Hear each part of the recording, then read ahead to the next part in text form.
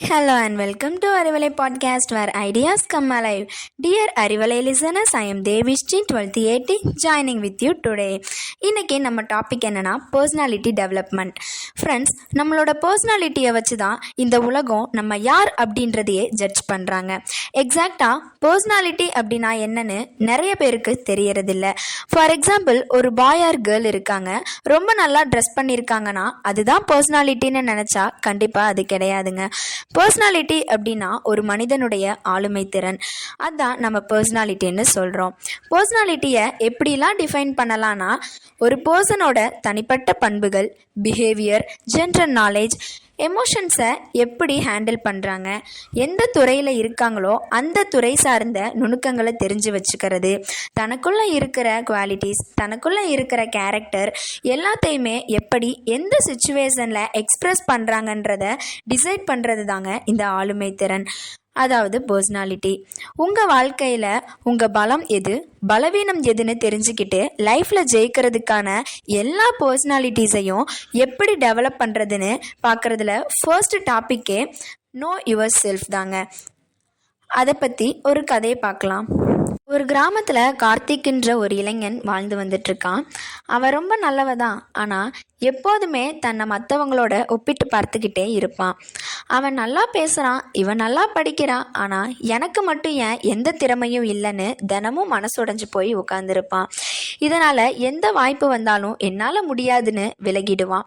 ஒரு நாள் அவன் தன்னோட ஆசிரியர்கிட்ட போய் எப்படி நான் வெற்றி பெற முடியும்னு கேட்டான். ஆசிரியர் சிரிச்சுக்கிட்டே அவனை ஒரு தோட்டத்துக்கு அழைச்சிட்டு போகிறாங்க.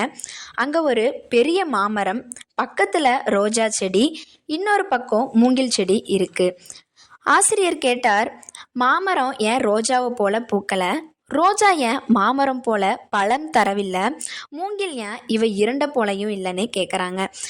கார்த்திக் அதுக்கு சிரிச்சுக்கிட்டே சொல்கிறான், ஒவ்வொன்றுக்கும் தனித்தனி இயல்பும் தனித்தனி பணியும் இருக்குன்னு சொல்கிறான். அப்போது ஆசிரியர் சொல்கிறாரு, அதுதான் வாழ்க்கையும், ஒவ்வொருவருக்கும் தனித்திறமையும் இருக்குது. மற்றவர்களைப் போல ஆக முயற்சிப்பதை விட உன் திறமையை அறிந்து வளர்த்தால் நீ உயர்வாய். உன்னை அறிதலே ஆளுமை வளர்ச்சியின் முதல் படின்னு சொல்கிறாங்க. அந்த வார்த்தைகள்லாம் கார்த்திக்கோட மனசில் ஆழமாக பதிஞ்சிருது. அவன் தினமும் தன்கிட்ட 3 கேள்வி கேட்பான். என்னுடைய பலம் என்ன, என்னுடைய பலவீனம் என்ன, இன்று நான் நேற்று இருப்பதை விட எப்படி சிறப்பாக இருக்க முடியும்னு கேட்பான். சில மாதங்களில் அவன் தாம் பேச்சு திறமையை வளர்த்தான். புத்தகங்கள்லாம் படித்து புதிய விஷயங்களெல்லாம் கற்றுக்கிட்டு தன்னம்பிக்கையோட பேச ஆரம்பித்தான். சில ஆண்டுகளுக்கு பிறகு அதே கார்த்திக் ஒரு சிறந்த பேச்சாளராகவும் பல இளைஞர்களுக்கு ஊக்கமளிக்கிற நபராகவும் மாறினான். அவன் அடிக்கடி சொல்வான், நான் வெற்றி பெற்றது மற்றவர்களை பின்பற்றியதால் அல்ல, என்னை நான் அறிந்து என்னை நான் மேம்படுத்தியதால் தான். எனவே உன்னை அறிதலே வெற்றியின் முதல் படி. மற்றவர்களுடன் ஒப்பிடாதே. உன் திறமையை நீ அறிந்து வளர்த்து உன் சிறந்த வடிவமாக நீ மாறு. போன்ற பல சுவாரஸ்யமான கதைகள் மற்றும் கருத்துக்களோடு மீண்டும் உங்களை சந்திக்கும் வரை தொடர்ந்து இணைந்திருங்கள். இது உங்கள் பாரதியின் அறிவலை பாட்காஸ்ட். நான் உங்கள் தேவிஸ்ரீ 1280 பாரதி மேல்நிலைப்பள்ளி ரெட்டிப்பட்டி, நாமக்கல். நன்றி, வணக்கம்.